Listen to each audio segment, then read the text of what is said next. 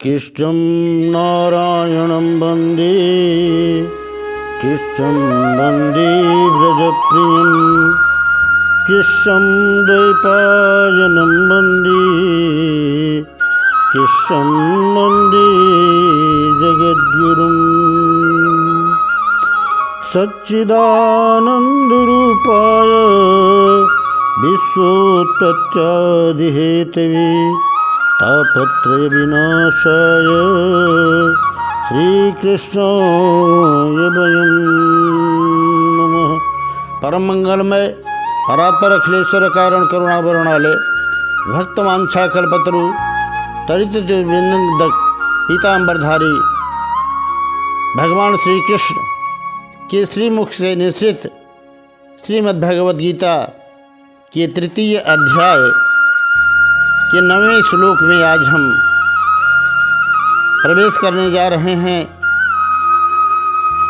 समस्त समुपस्थित भक्तवृंद, भक्तिमती माताओं, युवकों एवं प्यारे बच्चों, हम अपने नित्य गीता पारायण में प्रवेश करने जा रहे हैं। उससे पहले आप लोगों से निवेदन है कि कृपया वीडियो को पूरा देखें और सब्सक्राइब एवं लाइक अवश्य कर दें, ताकि लोगों तक यह गीता ज्ञान का अमृत पहुंच सके और आप सभी उस पुण्य का लाभ उठाएं। आइए हम गीता के तृतीय अध्याय के 9वें श्लोक में प्रवेश करते हैं और उस पर चिंतन करते हैं कि भगवान ने अर्जुन के लिए क्या निर्देश दिया है। आइए श्लोक देखें। यज्ञार्थात् कर्मणो नित्र लोकोऽयं कर्म बंधनः तदर्थं कर्म कौन्तेय मुक्त संगः समाचरः। भगवान कहते हैं यज्ञार्थात् कर्मणो नित्र लोकोऽयं कर्म बंधनः। यज्ञ के अलावा अन्य किसी भी प्रयोजन से किया गया कर्म बंधनकारी होता है। तदर्थम कुरु कर्मैव मुक्त संगः समाचर। देखो, संसार में प्रत्येक व्यक्ति दो प्रकार से कर्म में प्रवृत्त होता है। एक तो तदर्थ कर्म और दूसरा मदर्थ कर्म। अब मदर्थ कर्म ये है जब हम अपने निहित स्वार्थों के लिए अथवा अपने ही कल्याण के लिए, अपने ही लाभ के लिए कोई कर्म करते हैं, वो मदर्थ कर्म होता है। और तदर्थ कर्म का मतलब अपने लिए नहीं, औरों के लिए। जिस समाज में हम पैदा हुए हैं उस समाज के लिए, सृष्टि के लिए, और हम जिससे परिचालित होते हैं उस परम पिता परमात्मा की प्रसन्नता के लिए जो कार्य करते हैं वह तदर्थ कर्म होता है। अब इस तदर्थ कर्म, तदर्थम कुरु कर्म तुम, इस तदर्थ कर्म से ही, इस तदर्थ शब्द से ही यज्ञ की पुष्टि होती है। यज्ञ क्या है? यज्ञ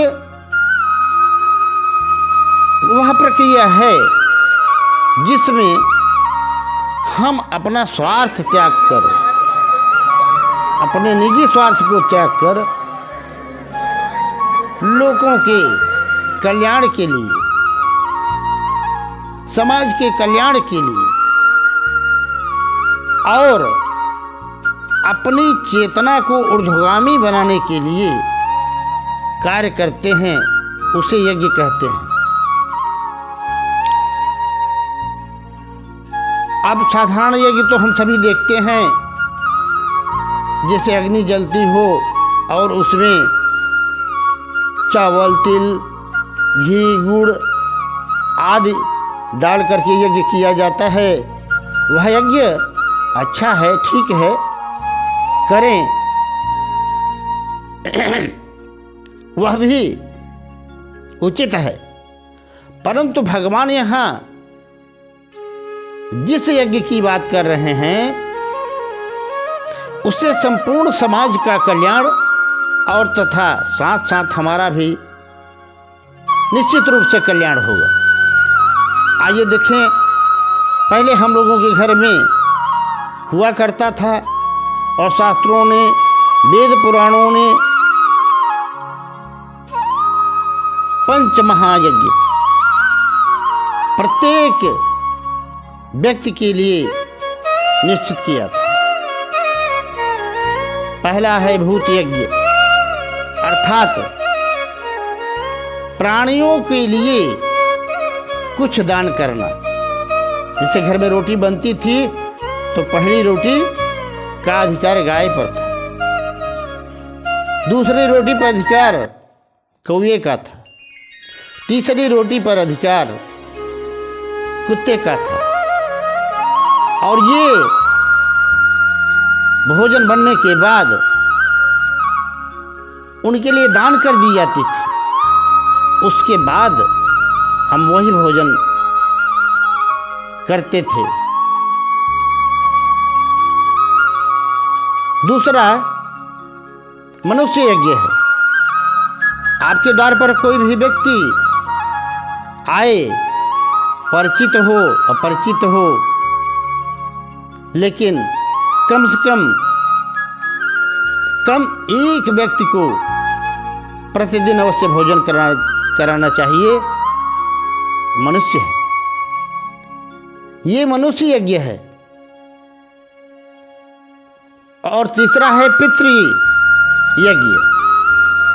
पितरों ने हमारे लिए बहुत कुछ किया है, बहुत कुछ छोड़ गए हैं हमारे आपके लिए, जिस पर हमारा आपका जीवन निर्भर करता है। इसलिए पितरों के निमित्त हमें तर्पण करना चाहिए, श्रद्धा व्यक्त करनी चाहिए, उनके निमित्त भी कुछ दान आदि कर्म करने चाहिए। और चौथा है ऋषि यज्ञ। ऋषियों ने हमारे लिए